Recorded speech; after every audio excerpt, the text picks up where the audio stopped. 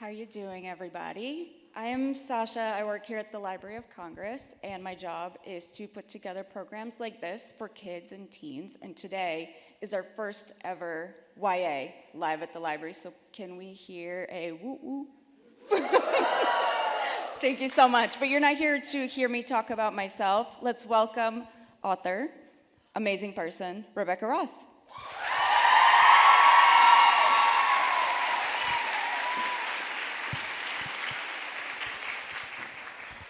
Welcome, welcome. Hello. Thank you so much for having me. This is my first time at the Library of Congress, and it is absolutely stunning. I had someone warn me, it's a little overwhelming for bookish people. You just walk in and want to cry because it's just amazing. So it's a beautiful, I've been here for 7 years, and still I'm look at that marble. I hope you all got to walk around. So first, we have to read Rebecca's bio because we all have to remember who we're with in this room right now. That's why I'm on my phone. I'm not just texting, okay? Rebecca Ross is the #1 New York Times and Sunday Times bestselling author of fantasy books for teens and adults. She has written multiple highly acclaimed duologies, including Letters of Enchantment, Elements of Cadence, and The Queen's Rising, as well as 2 standalone novels, Dreams Lie Beneath and Sisters of Sword and Song. There was a whoop there. You've got dedicated fans. When not writing, she can be found in her garden where she plants wildflowers and story ideas. She resides in northern Georgia with her husband and her dog. Thanks for coming here from Georgia. of course, anytime. So we're here to talk about Divine Rivals and Ruthless Vows, and I'm sure a lot of people in this auditorium already know, but can you tell us the gist of these 2 books? Yes, so Divine Rivals is about 2 rival journalists named Iris and Roman, who are both competing for the same position at the newspaper. So by day, Iris goes to work and she's trying to outdo Roman, cannot stand him. But by night, she goes home to the flat where she lives with her mother, and her mother's struggling with addiction, and her brother is missing in action at the war. So to deal with her worry about what happened to her brother, she starts to write letters to him on this typewriter that her grandmother gave her. And she discovered that when she takes the letters and slides them underneath her wardrobe door, they vanish. So she believes somehow, some way, her letters are finding her brother on the war front. Little does she know, they're going to the person she least expects, Roman Kett, her nemesis, and he has been reading them. And one night he decides to anonymously write her back. So the 2 of them begin this correspondence with each other that slowly turns into something more. But when a tragedy happens, Iris decides that she is going to go report on the war front. And it's not until she walks out of the office that Roman realizes, oh no, I've caught feelings for her, and he decides to follow her, and he must somehow tell her who he is. So really the story is about the 2 of them falling in love against this backdrop of this war waged by gods. The last part is really cool to add on at the end of the synopsis, by gods. Can you tell us a little bit about Iris? In your letter to the readers, you wrote that Iris came to you first while you were having a bit of a writer's block. So can you describe how that happened and how Roman came about? Yes, so the books, it is really interesting. This was back in 2020, which was a very difficult year for many of us, and I didn't write anything new, almost the entire year. I would sit and open my laptop and write a sentence and then delete it, and then write a sentence and delete it. And I was like, what is wrong? I have no more stories to tell. It's super dramatic. But it wasn't until November that I was like, okay, an entire year has almost passed and I have not written anything.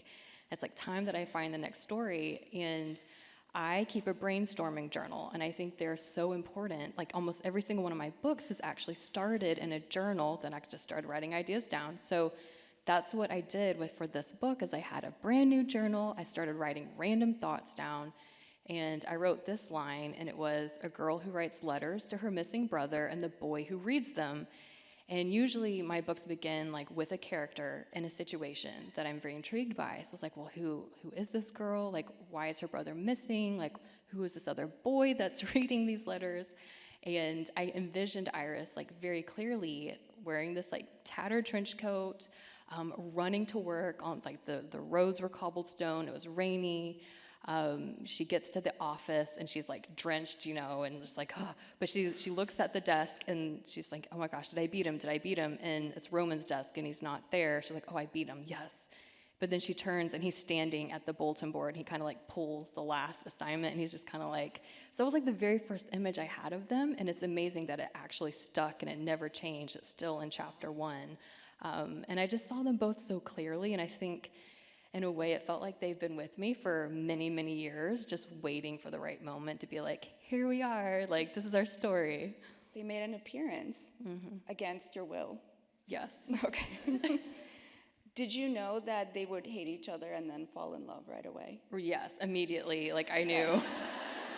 And I think like when I found that interesting line about a girl who writes letters, missing brother, and the boy who reads them, like You've Got Mail with Tom Hanks and Meg Ryan is one of my favorite films. And I knew that one day I would write a story with epistolary elements where we had two people who do not like each other in real life slowly fall in love through letters. Like, oh, it's just like one of the most like delicious storylines. So when I found that line, I was like, oh my gosh, like here's the story, here's this You've Got Mail like idea that I've been wanting to adapt. So yeah, I just knew. I mean, the tension and the chemistry between them was like immediate, and I just immediately just started writing down lines of banter that like eventually got woven into the story. So good.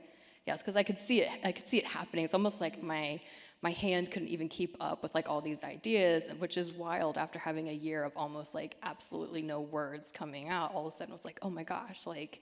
And I think that's why they felt so real to me. Again, like just their banter just jumped off the page from page 1. It is very real.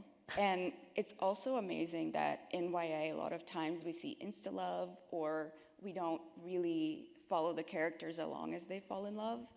But in your book, you draw it out so deliciously, but so tantalizingly. So how do you control your pacing and how much on edge you're keeping your readers while they read? Yeah, that's a tough question. It's a tough thing torture to us. do. But I will say, like, there's certain tropes, like the rivals to lovers. Like, that's just so much fun because it's going to have the forced proximity as well. So, like, you're forcing them together, like, in close quarters. Like, how are they going to react?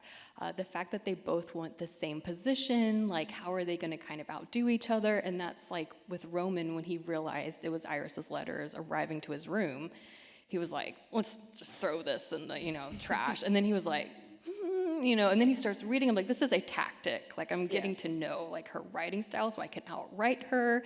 And then, of course, we know that's not necessarily true because he falls in love with the way she writes.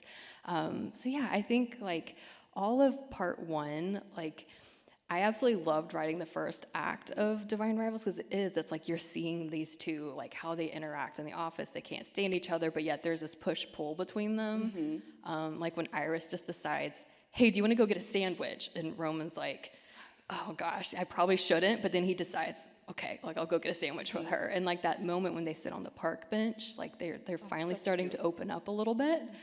So yeah, it was just such a fun book to write.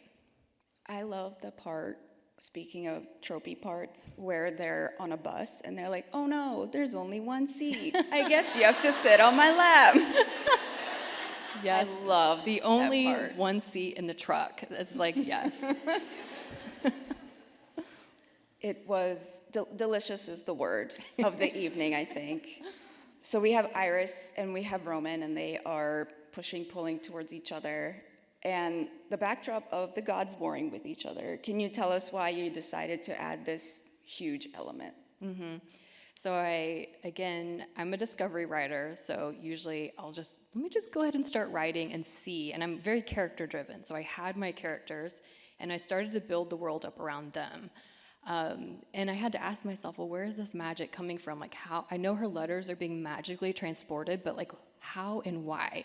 And that's always something, like my editors, like they'll be reading through my books, almost every book has had this, and they'll be like, but why? And I'm like, I don't know, it just happens, But no, I was like, well, what if I kind of think outside the box here, and what if there were gods that once like roamed this world like shoulder to shoulder with people long ago, and there are these two different families of gods that didn't like each other, again going back to the rivals.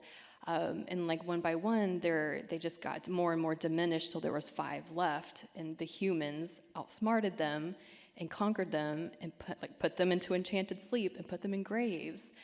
And that's where the magic is coming from. So you have these magical passages underground, and that makes these ley lines in this world. So there's like enchanted buildings, and so anyways, I just let myself have fun with it. But I did. I was like, what if, again, there were gods? And you notice Dacre and Inva, they're very much like Hades and Persephone inspired. And I kind of wanted, like some people ask me, like, is the title about Iris and Roman or about Dacre and Inva with the divine rivals? And it's kind of a play on both, right? So Absolutely. While there are parallels, they're also completely not alike. I'm not really rooting for Dacre most of the I time. don't think anyone is. I love that you can mix the seriousness of the war, and there is bloodshed, there's dragons, there's bombings, there's gas that permanently can injure you. But there's also tea shops where the scones are always warm and the tea is always fresh. Like, clearly you had some fun, but can you also talk about how you balance those dark elements with these happy, fuzzy ones? Yeah, no, that's a great question, because it's interesting to me that so many readers are like, this is such a cozy, like comfort read, but there's also like some very stark, difficult elements that take place in it as well. And I think I never wanted to lose sight of the good in the world, even when things feel like hopeless and dark and very difficult. Like there's always something good worth fighting for. And I thought it was just really beautiful to see, like, things feel very dire and extreme, and you still have this very soft love story unfolding. So it does kind of create, like, again, I didn't want it to feel like too sad or heavy, but nor did I want to shy away from what war was like, especially because this book, I did draw inspiration from World War I in the trenches, and like, what was that like? And the after effects of that. So it was like a balancing act, but I wanted to have moments that were like somewhat comical and funny, and just kind of weave it all together, but also like remembering like who we are and how, and even like the found family, that's another trope that I love to write, like these people that come around you and become your family in difficult times, and how that creates really strong bonds. So you have Marisol and Addie and Iris kind of forming this family. I love that found family trope too, and especially the way people came together. Can you talk about, those people that you just mentioned, Marisol, and I liked Keegan a lot, and just how you decided to put them together? Like, did you have these chess pieces that came together, or they are coming to your head like Iris's? Yeah, well, it's interesting because, like with Marisol, like, again, it's like she had been with me all this time, so even like, how she doesn't want to open the door when the girls are knocking, and then she sees them, she's like, oh my gosh, like, you come on in, you're so young, and she wants to cook for them and take care of them, and almost like that older sister. And then I just knew like her and Keegan's story, and like when I was writing those moments in the garden, like I could already see the moment when like Keegan comes like kind of rushing into the house and is like, where's my wife? Like to Iris, and Iris is like, oh my gosh, like this is Keegan. I didn't do anything. So I could already see, and I think that's when I know I have a good story and good characters, when like I'm in one scene, and I write linearly, because again, I discover so much, but I can go ahead and envision something coming up.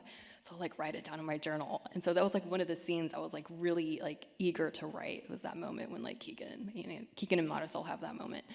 And like the same with Addie, I wanted to bring another friend in for Iris, like someone to be, the two of them almost sharpening each other and becoming like really good writers, and both facing like the dangers together, to really just like strengthen their bond. And of course, I love Addie's backstory as well. Like, this professor told me my writing would never amount to anything, so I paid Watch for out. him to have a subscription to the newspaper, so he gets it every day now. And of course, in Ruthless Vows, we get to see more of her family too, which I was really looking forward. I have a big family, so that kind of was like, I wanted to have all these siblings, and so you get to meet them in Ruthless Vows. I wanted to be part of Addie's family. Oh, Very, very nice family. And all the friends that they found along the way was just really heartwarming and gave me the warm fuzzies while you were also torturing us. So that was great.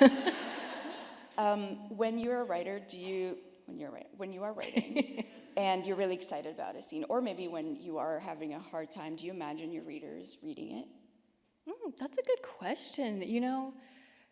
Sometimes I think I do, but for the most part, when I'm drafting in particular, I try to just like write a story that I want to read, and then when it's time to revise and I have to be like really ruthless with revisions, I think about my readers and like, because then I'm like revising for you, and you are in mind, like who is my audience for this book. But I will say, like, I've gotten so many lovely messages from readers, and I just want to say thank you because I can't tell you, there's a lot of ups and downs as an author. And there were some times, even in the beginning of my career, it's like, do I keep going? Like, is anyone reading my books? Like, do I just give up? And it's for those readers that send me those messages and tell me how much my books meant to them. It is like wind in my sails, and it does keep me going. So I think most authors feel that way too. Is if you're ever wondering, like, oh, should I let my favorite author know that I love this book? Like, please do, because it does. Like, it keeps us going. Write them a letter. Yeah, Snail mail. Is there a scene in particular that you wish you could watch your readers reading?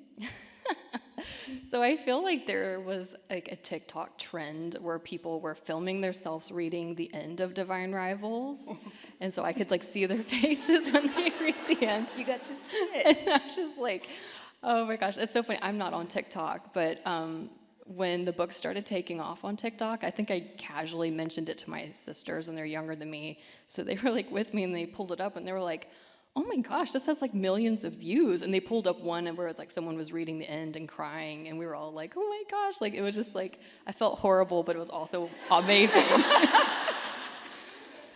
Says so much about you. I know. I mean, literally, we thrive off of reader tears. Like, it's like in a coffee cup that we keep by us when we're writing. I would be a bad moderator for a YA program if I didn't ask you what it was like to write the spicy-ish scenes. So, I enjoy like writing those scenes, I think, but I always approach them from the angle of like, I want it more about the emotions. And I think with Divine Rivals, like it's the first time for both of them, so I thought it was really important to show consent on the page and like being with someone you trust, and even how it's a little awkward the first time, like I wanted to feel very realistic for it, but also be very like mindful that it was for a YA audience. But yeah, I typically don't venture to, even with my adult novels, like I'm more vague, I guess you could say. Vague is a good way to put it, or like literary and flowery. Yeah, almost where less is more when it comes to like my scenes, where I'm really wanting to pack like an emotional punch. Like I still think they're important for readers to like see on the page if we've been building up to something. And but yeah, and it's interesting that the word spice, I always kind of think of it as like a sliding scale. So Yeah. but people have their own measures. So sometimes people be like, Divine Rivals, like no chili peppers. And then some people like, Divine Rivals, 2 chili peppers. And so I'm like, it just really is very like how much like people consider like their, but I like the scale. So you kind of get an idea, I guess, of what you can expect. Mm-hmm. Every scene is just beautiful and pretty. And Thank you. You can see your craft in what you're putting together. What is your approach to your craft, the way you choose your words and build your sentences? Kind of a editing question, I guess. Yeah, so I really do, when I'm writing, my scenes unfold as if it is like a film. Like it's very cinematic, even in my mind, like the camera like swooping in overhead and we're like seeing everything. I'm a You can very... kind of see it on the page. Yeah, I'm a very descriptive writer too. So like I want you to fully experience like when you walk into a room, like you can smell it, you can see it, you can like hear what's going on. Like there's like a feeling. So sometimes I have to rein myself in because I love describing things. So usually my first drafts, I like throw all the words on the page. My drafts are very long. I wish I could underwrite. Like some people are like, oh yeah, my book's like 90,000 words and mine are like 150. And I'm like, oh, I'm gonna have to cut so much. But Yeah, with revisions, then you start going, and like I usually have to rewrite. There's certain like key scenes I'll have to rewrite and rewrite. I know River Enchanted, there were like a slew of scenes that I rewrote so many times. I sometimes get confused about what scene actually made into the book, because I still remember all the other versions. It's like readers will never know all these other versions, but I still think about them. So yeah, I think I like drafting more than revising. So revising's hard. So it's like, but it's probably because I just throw it all on the page, and I'll fix this later, and then I have to go back and fix it. Can you share some of those alternate scenes? Oh, well, let's see. With A River Enchanted, so one of them would be super spoilery because it's when it's towards the end of the book. It's like kind of the climax and how everything like comes together. I rewrote that like multiple different times, like multiple different like settings, and it was interesting. And even some of the Sidra Torrin scenes were a little bit different too in the beginning, and I had to like go back and like rewrite till I found like the right way for the scene to unfold. But sometimes it can feel like when I'm on a deadline for revisions, it's like, oh my gosh, like this is crazy trying to like rethink things. But that's what a good editor does, is they'll ask questions like, well, what about this? What about that? You know, and then I'm like, oh, I never thought about it like that. And then I rewrite the scene, and it's perfect. So editors are amazing. Anyone an editor here? None. We're going to need some of you to find those jobs and help more beautiful books come out. I just enjoyed your book a lot, and I would like to ask you some stuff about you so that we can imagine Rebecca the person writing her books. What are some of your niche interests? Oh, okay, so I love gardening. I am not a good gardener, but like I like doing it. I've been really interested in learning more about like regenerative gardening. I also have chickens, and they are a lot of fun. So we raised them from chicks last year.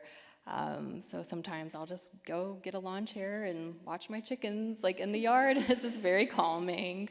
Delightful. What are their names? Okay, so It's gonna be it's good. Poppy, Pickles, Penelope, BB, Houdini, Honey. Who am I missing? Oh, Speckles. I always forget one. I always forget one chicken when I'm like trying to name them like in front of people, and I feel so bad. Like, And Speckles is speckled. she is speckled. She's like, come on, it's the easiest one. I know. My husband was like, "You should not name these chickens," and I was like, "Are you kidding? Like, I'm not gonna just like chicken one, chicken two. Like, they're like pets. Like, he's like, don't name them because I guess everything wants to eat them, so they die really easily." Thankfully, we built a very secure coop. I said, I will not get chickens unless like the coop in the run is very secure. Like it must be 100% predator proof.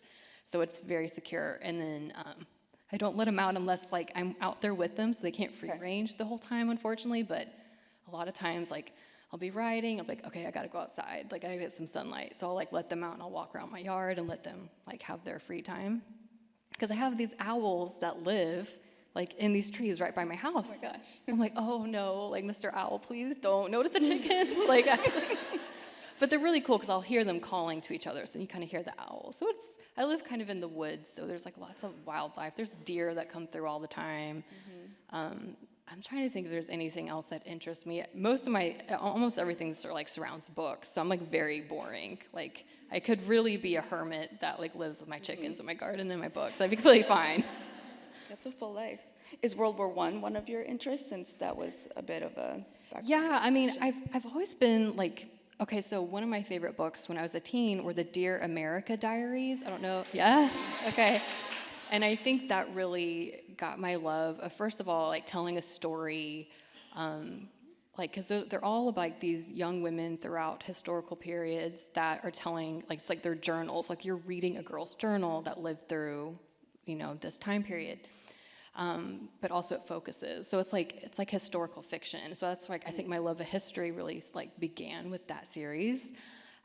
So those are my favorites, and I think I'm always interested by like certain time periods, and so yeah, I feel like World War II is talked about a lot, and World War I gets overlooked quite a bit, and it was still like a very like devastating war, and really was like really began like the modern warfare too. It was like kind of like changing. You see the tides changing with bringing in like the gas and the tanks and things like that. But so yeah, I do like to dabble. So I like fantasy because I like to dabble in history and then take it and like let my imagination like take over.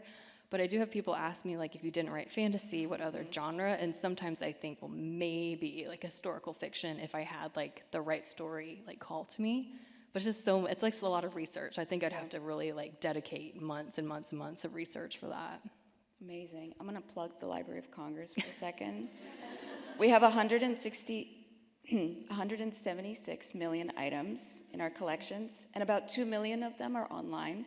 And we have a huge World War I collection of like propaganda posters and maps and letters and scary pictures of people and horses in gas masks and dogs in gas masks. It's really cool and weird and fun. So if you are history buffs, check out our online collections. LOC.gov. Well, even the collection y'all pulled for this event with like all of the letters, did y'all get to see that exhibit? Upstairs. It's like it was really, really incredible to like be able to see like all these beautiful love letters that they had displayed. So, and it is just like, yeah, we just pulled it, from our archives. Like, wow, that's incredible. Yeah, the people here know a lot. I'm a dabbler too, so I just know who to ask. I have 2 minutes left, so it's rapid fire time. Okay.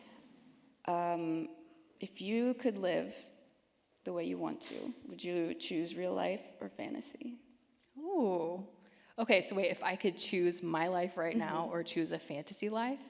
Yeah, if you could continue as a human being or go into a fantasy world and continue as Rebecca in a fantasy world. Oh my gosh, no one has ever asked me this question. I will say as a child, I tried to get to Narnia multiple times through closets. So as a kid, I would have definitely probably said the fantasy world. Today, I probably would stay where I'm at. Love it. Maybe family has something to do with it. Maybe, a little bit. What's your favorite drink to drink when you're writing? So I love coffee, I love tea, I also love kombucha. So usually I'll have like coffee, tea, water, kombucha, like 4 or 5 drinks at a time on the desk. You're a drink goblin too. Yes. Favorite season? Autumn. Aw. Without a question. Favorite dessert? Gosh. I mean, I think I have this chocolate chip cookie recipe. It's actually gluten-free, vegan, and it's kind of quite a bit to make, but it's like so many steps. You have to like grind your almonds, grind your oats. Oh my gosh. But it is so good. Even my husband, he loves those cookies, so that's probably like my favorite. Wow. I did not expect that. That's amazing. Yeah, this is good. Yeah. It's from the Oh She Glows cookbook, if anyone's curious. It's very, very good. Okay. We will have to look into that. What do you need to have with you before you leave your house? Before I leave my house, I think, like just going anywhere? Mm-hmm. Obviously my phone. Yep. I always have my phone on me. Can't live without those. Yeah. Journal? That's such a boring answer, but it's phone. My daughter is chapstick. She will die if I put her in the car and drive away. Oh. Romance or horror? Is it even a question for me? Definitely romance, but I will say I have thought about writing a horror, but I'm very much like, I cannot watch scary movies alone. It would be like Same. a Crimson Peak type of like horror where there's still some romance, but my husband's like, no, I don't want you to write a horror movie. But he's the one that makes me watch all the serial killer documentaries with him. So I'm like, come on, I can write Relatable. this. He's like, no. If one day you write horror, we would all be there. Okay. Well, that's the last one I have. Now it's time for our audience members to ask some questions. So you'll find standing mics on each aisle, so come on up and ask your questions. One there and one there. Hi. I just have a quick question. So, a few weeks ago, I think you posted on your Instagram talking about Little Women and how you really wish that Joe had ended up with Lori and how you were possibly going to write a story about that. So, as a fellow fan of Little Women, I didn't know which sister you most identified with. Oh my gosh, I love that you asked this. So I love Joe. I definitely identify with her. I feel like I'd probably be, ideally, I'm a cross between Joe and Meg, because I feel like I'd be a little bit like Meg and I'm the oldest sister too, so I'm like that Meg mentality, but then I was definitely like Joe growing up as well. You know what's funny is I posted on my stories this picture of Joe and Laurie from Little Women, and I said, I'm tempted to write a story like inspired by these two, but they end up together.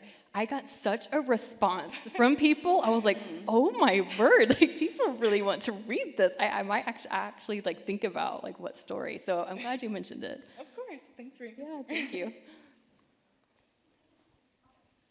Hi, I was wondering, so I listened to the book on Audible, and I also got the physical version as a token of reading it via Audible. It's a trophy. Yes, my trophies, yes. Yep. I was wondering if you have any say in who voices the characters in the audiobook, and if you liked the actors who did the voices for Divine Rivals, if they were how you pictured the voices. So it was really interesting. My publisher sent me 3 auditions from male narrators and 3 auditions from female narrators. So they said, these are the options, like let us know which one you like the most. And it was really unique because like typically in the past, my publishers have sent me like, these are examples and they're reading other books so I could at least hear them. Well, with Divine Rivals, they actually read from the book. So I got to hear how they were going to deliver the lines. And so when I heard Rebecca, who voices Iris, I was just like, oh my word, like she just like delivered that line of Iris's like exactly how I pictured it. So I was like, I definitely want her to narrate Iris. And then the same with Alex. It was just like something about his voice. I just loved it right away. So I think the 2 of them did an incredible job. I was so happy I was able to get them also for Ruthless Fowl. So they kind of carry the theme of the story. And if anyone hasn't listened to the audiobook, it's very, very good. They're both extremely talented narrators. Thank you so much. Yes, I thank agree. you. Hi, it's nice to be here. Whoa, that's loud. I have a question for you about processing feedback. When you first started writing, how did you learn to accept criticism and process that? And then also, how did you learn to accept praise from either editors or fans? That's a really great question. So it's interesting, when my debut, The Queen's Rising, came out, it did receive a very harsh trade review where like they said there was nothing good they said about it. And as a debut, I was like, whoa, like, I don't even know how to like handle like this. And there was a moment where I was like, well, maybe I don't want to do this, because it is really hard when you put your work out there for mass consumption. There are going to be people who love it and there are people who hate it. And it's just part of it, right? So I was like, well, how do I like get tough enough skin, like you mentioned, but also be soft enough, because you need to be able to take feedback. So what I learned really is there are the people like my editor, sensitivity readers, critique partners, beta readers, like these are people that are very much invested, who care about me and the story. So when they give me feedback, it's like that's the feedback I need to listen to, versus after the book's been out, someone didn't like it, they tag me and tell me all the things I did wrong, because the book's out and I can't change it at that point, So I do think it's a balancing act with every book. It's like, okay, I have to go through the process all over again. I have to like let it out into the world, because once it's out in the world, it belongs to you too. Readers take time to read it, which I always appreciate. So I think another thing, I just have to separate myself from the work. So again, learning to listen to the voices that are going to help me and grow me as an author. And then just shake the rest off. Sometimes I listen to Taylor Swift, Shake It Off. You just shake it off and you keep going. So. Thanks. I'm a middle school teacher, and my students are writing a novel right now as a group. If you had any advice for some middle school authors, what would it be? Oh, that's really sweet. So they're all like collaborating Yes. together. I love that. I think just to write the story they want to read, write what interests them, write don't get discouraged. Like, I think sometimes when you're writing, you want to stop or you feel like it's no good. And so just to keep encouraging them, because I think I have a memory when I was in 3rd grade, I wrote this story, like, it wasn't very long, but I went up to my teacher's desk and I kind of like threw it on her desk and like ran away, you know, like I didn't want to tell her, like I wrote this. And so she read it and she came over and was like, this is amazing, like you did so well. And I still remember that. So it's that praise from teachers that really like encourages you. So yeah, I would just tell them to have fun with it and just to learn from each other and encourage each other and build each other up. And I think that's such a great thing. Thank you. Yeah. I have a spoiler question for Ruthless Vows. So if you don't want the spoiler, just cover your ears. Oh gosh. I really enjoyed both books. Thank you for writing them. What made you decide to kill Forrest and Prindle? Hope that did not just spoil that. I want to know too. So I think because when something like what happens at the end of the book happens, there's a great cost. And I felt like if everybody lived, it just wouldn't be realistic. Like there truly did need to be some type of sacrifice where, and it doesn't feel fair, it doesn't feel right, and it gets you angry. Like it made me angry too. It's like, man, they had everything going for them and then it's over. But it did, it just felt like it needed to happen. Like what happens to the city, it was gonna happen to them. And it's, I don't want to say too much more because I don't want to spoil anything, but I'm sorry in advance. But yeah, I just felt like when I was seeing the ending play out, that's how it played out. All right, thank you. You're welcome. It's safe. Hello. You said when you're writing, it's all very cinematic and you're kind of picturing it visually. Do you have any sort of fan cast for your characters? That's interesting. I've been asked this quite a few times. And I don't, surprisingly. I don't know if it's because I have not like seen an actor or actress who really strikes me, but I love to ask my readers, have you fan cast them? No. Okay. I don't want to get my hopes up, so I always Okay. see what other people think first. Yeah. And I give my opinion. There have been quite a few people who have told me, this actor reminds me of Roman, or this would be a great Roman. I'm old and I don't know who these young actors are anymore, so I can't remember their names. But I've yet to see someone really cast Iris. But I will say on my tour, someone asked me this, so I kind of turned it on you. Who would you have? Has anyone else like done this? As I hadn't, and someone said Emma Watson. Although Emma Watson's a little bit older now, you know, she's like my age, like trying to pass as 18-year-old might not work. But at least I think just like how she was, maybe even like Harry Potter, maybe they were envisioning Iris that way. But that's the only person I've ever heard cast Iris. But it is good to think about. I mean, I do think about it, but I just haven't come across that person where it's like, oh yeah, that's them. Okay, thank you. You're welcome.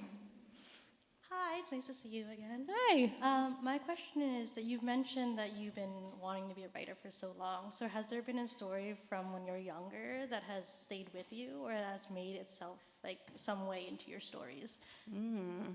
That's a really good question. I don't think necessarily like a story I wrote when I was younger has made it to one of my published works, but I do look at it as every word that I wrote in the past, like none of it was wasted. Even as like a teen, I would sit at my desk and write, and I'd write chapter 1, chapter 2, chapter 3, and then I would stop and like begin another story, chapter 1, and then stop and start another story. So it's almost like I had all these ideas, I just didn't know how to actually make it to the end with them.